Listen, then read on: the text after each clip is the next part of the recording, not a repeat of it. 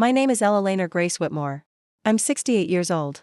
And for nearly 5 decades, I was a wife, a mother, and the quiet heart of Hazelbrook Orchards, a small organic apple farm nestled in the rolling hills of Pennsylvania.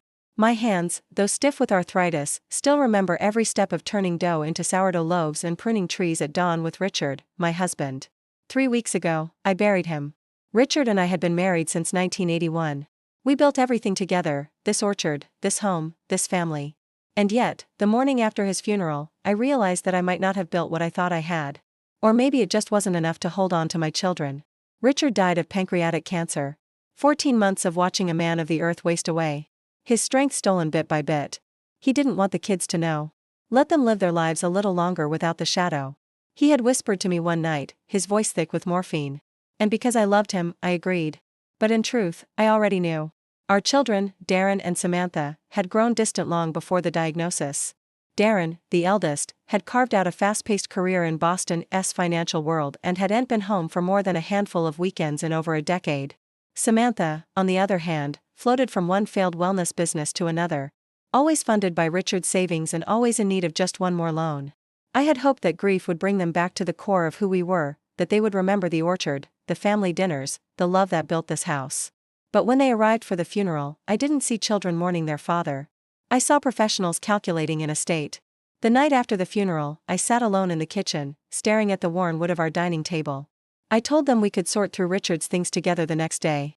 It was a small gesture, a mother's way of making space for memory. But they had other plans.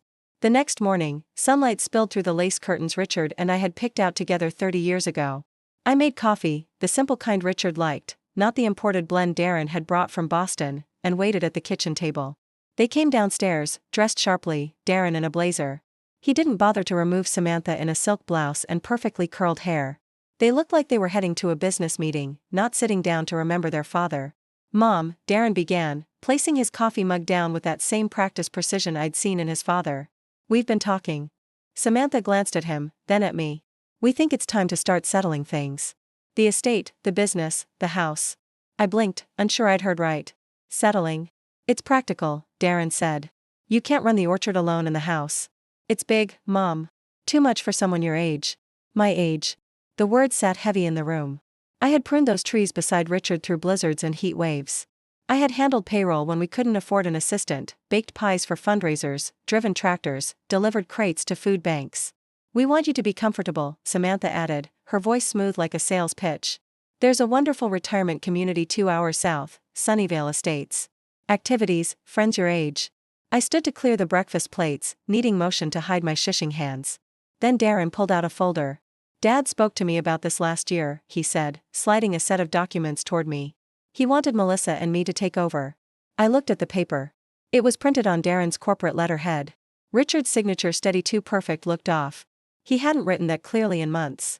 Not since the morphine. "This isn't from our family lawyer." I said he was lucid when he signed it. Darren insisted. "He wanted this," Samantha said quickly.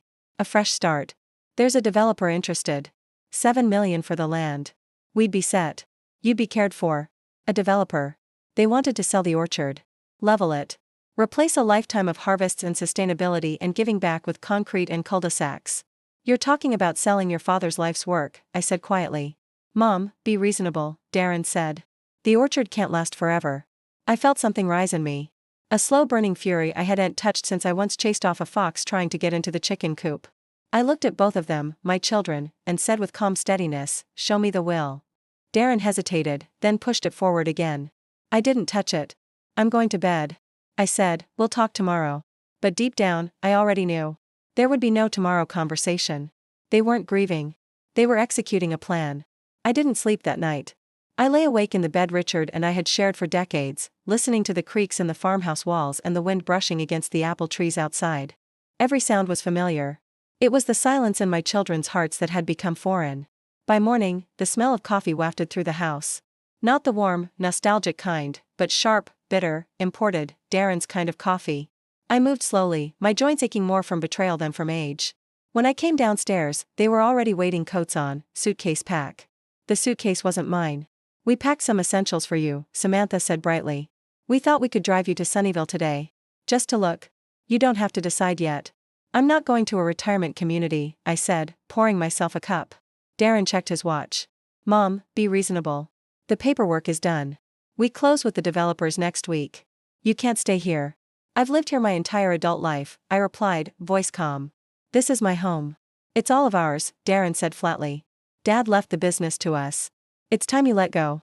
I stared at him, and for the first time I truly saw him not as the boy who once followed Richard through the orchards asking about bees and frost, but as a stranger, a man who viewed me as a liability to be managed. I need my medication, I said, stepping away. And I'd like to grab some family photos. Samantha nodded, visibly relieved. Take whatever personal items you want. We'll ship the rest. Upstairs, I didn't cry.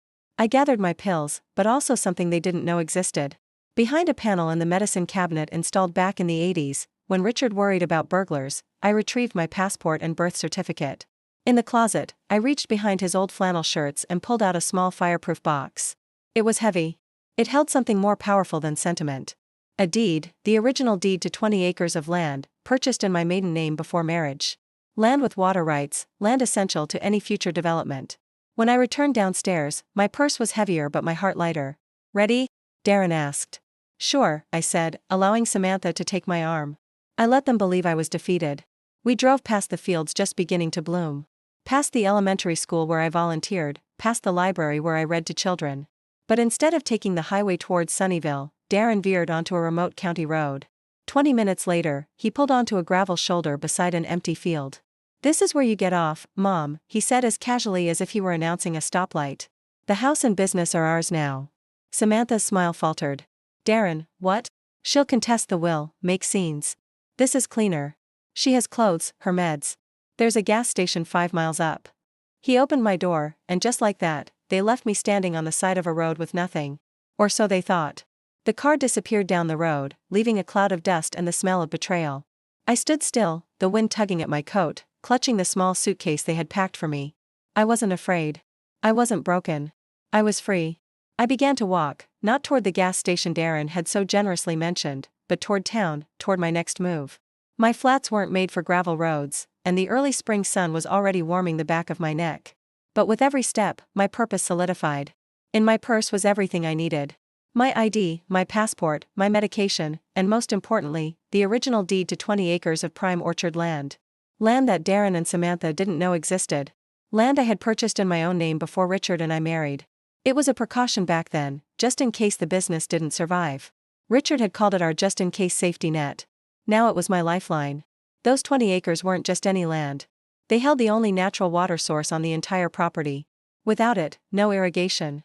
Without irrigation, no orchard and no development. My children thought they had cornered me. But they didn't understand the soil beneath their feet. They didn't understand the weight of legacy. I did. After nearly 2 hours of walking, my feet were blistered and aching. But I reached the edge of Hazelbrook and the familiar site of Miller's Gas and Grocery. It was small, old-fashioned, and unchanged. A place where people still called each other by name and paid in cash. I sat on the bench outside and watched the cars come and go. I didn't look like much, just a tired old woman with a suitcase. But I had something far more powerful than they ever would. The truth. Ray Miller stepped out from behind the counter, wiping his hands on his apron. He'd known me for over 30 years. Mrs. Whitmore, he said, his brow furrowing. You all right? You look a little pale. Just resting, Ray. Been a long day, I said. He looked at the suitcase beside me, then back at me with concern. Real sorry about Richard. He was a good man. Yes, I nodded. Yes, he was. He hesitated, then asked gently, you need to use the phone if it's not too much trouble. He led me inside, past the shelves of canned peaches and discount cereal to a small office in the back. I dialed the number from memory. Our family lawyer, Harold Jennings. Naomi, he answered on the first ring, surprised. I've been trying to reach you. I expected you at the will reading. My grip tightened on the receiver. What reading? There was a pause. Darren presented a will. I had concerns. It didn't match the file your husband and I updated last year. I need your help, I said, my voice clear. And your discretion. You have both. My office. 1 hour. I hung up and turned to Ray. Do you sell prepaid phones? He nodded. If you want one? Yes, and a bottle of water. He refused to take my money on the house. Mrs. Whitmore, you need anything else? You just say the word. His kindness nearly undid me. But I didn't cry when I buried Richard, and I wouldn't cry now. I had work to do, and I wasn't finished yet. Harold Jennings' office was on the second floor of an old Victorian house on Main Street, just across from the town library. He'd been our lawyer for over 30 years. Harold was the kind of man who wore sweater vests without irony and still believed in handshakes. His secretary, Helen, gasped softly when she saw me. "Mrs. Whitmore, Mr. Jennings, is expecting you. Would you like a glass of water? Coffee?" "I'm fine, thank you," I said. Harold met me at the door to his office. He hadn't aged much since Richard's last visit, just a bit more stooped, perhaps, but his eyes were sharp, alert. "Naomi," he said, not leading me to the desk, but instead to a pair of leather chairs beside the window. He sat across from me, his expression serious. "Tell me everything." So, I did. I told him about the funeral, the fake will, the boardroom-like discussion in our kitchen, the drive, the roadside abandonment, every detail. He didn't interrupt. He just listened, occasionally nodding, his face growing darker by the minute. When I finished, I reached into my purse and removed the fireproof box. From it, I pulled the original deed to the 20 acres the land Richard and I had quietly set aside decades ago. In my name, Harold examined the document with a reverent sort of silence. This is gold, Naomi. This isn't just land. This is leverage. With the water rights and the zoning, the developer can't touch anything without this. I know. He leaned back, tapping the edge of the deed thoughtfully. The Warren submitted, it's a forgery. I had my suspicions when I saw the signature. It was too clean, too smooth for a man under hospice care. I knew it wasn't Richard's. "We'll challenge it," Harold said. "But that takes time. Meanwhile, we use this." He held up the deed. "You still have legal ownership of the most critical piece of the land. They can't move forward with the sale without your consent." "I want my home back," I said quietly. "And I want them to understand what they've done." Harold nodded. "Then we'll make them understand. First, I'll draft a letter to the developer. They need to be made aware that the property is not what they were promised. Will they back out? If they're smart, they will. Developers don't like lawsuits and they certainly don't like incomplete land rights." He stood suddenly purposeful. "I also know a judge in district court. We can get a motion filed to freeze the sale until the matter is resolved." I looked out the window across the street where a young couple was walking hand in hand, unaware of the quiet storm beginning in this small office. "I don't want revenge, Harold," I said more to myself than to him. "I want truth and peace." "You'll have both," he promised. "Starting now." By noon the next day, Harold had filed an emergency injunction to freeze any transfer of ownership related to Hazelbrook Orchards. A courier delivered the legal notice to the development firm Darren and Samantha had been dealing with. Within hours, the deal was suspended. The developer, faced with unexpected legal complications and the revelation that a key portion of the land containing the only natural water source was owned separately and undisclosed, began to backpedal. Their lawyers reached out to Harold with urgent requests for clarification. "I told them the truth," Harold said as we sat in his office reviewing documents. "The land is incomplete. The water rights are not transferable. And more importantly, your children do not have the authority they claim." That evening, I received a text message from Samantha. It was the first time she'd reached out since they left me on the roadside. "Mom, please call me. We need to talk. Darren's freaking out. We didn't know about that other land. Can we just fix this?" Fix this." I stared at the words on my prepaid phone. There was no apology, no recognition of what they'd done, just panic now that the money was slipping through their fingers. I didn't reply. Later that night, Darren called Harold directly, demanding explanations, trying to reassert control, but Harold calmly informed him that all matters would now go through legal channels. "They're realizing," Harold said, "that they miscalculated badly. They thought I had nothing left," I replied. "But I had everything they forgot to value." He looked at me with quiet pride. "You're handling this with grace, Eleanor. A lot of people would have gone straight to scorched earth. I lived too long with kindness in my bones to become bitter now," I said.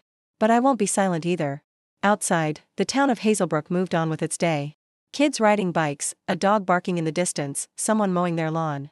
Life was still simple here, still honest, and I intended to keep it that way. The land would not be sold. Not now. Not like this. The orchard Richard built, the legacy he left, was not a commodity. It was home. And I wasn't done protecting it. In the weeks that followed, I didn't return to the old farmhouse. I rented a modest apartment above the bakery on Hazelbrook's main street. It had a small balcony, just big enough for a rocking chair and a few potted herbs. The place smelled like cinnamon and fresh bread in the mornings. It wasn't the home Richard and I built, but it was mine, and that mattered. I started teaching again, quilting on Wednesday nights at the community center, just like before. I even began holding weekend workshops at the library, sharing what I knew about organic gardening and sustainable fruit farming. Teenagers came, retirees came, even young couples hoping to start their own farms. People listened, not because I raised my voice, but because I spoke with history in my hands. the land we protected for decades. I donated the water rights in a trust to the Hazelbrook Agricultural Cooperative, a local initiative that supports young farmers. They'd use it, not sell it. They'd care for the trees like Richard had. That was the future I wanted. Darren and Samantha kept their distance. I heard whispers that the developer pulled out entirely, that the fake had been formally challenged and frozen, that their reputations had taken a hit in their respective cities. But I didn't gloat. I didn't need revenge to be loud to be real. I chose peace, but not at the cost of truth. The orchard remained untouched, blooming as always in spring. And every time I passed by it on my walks, I smiled not with bitterness, but with the quiet strength of a woman who had reclaimed not just her land, but her voice. They had underestimated me. But I had finally remembered who I was. I often think back to that moment on the gravel road, standing alone with a suitcase I didn't pack, watching my own children drive away without a second glance. It should have broken me. But it didn't. Because in that silence, I finally heard the truth I had ignored for years. Love is not loyalty without question.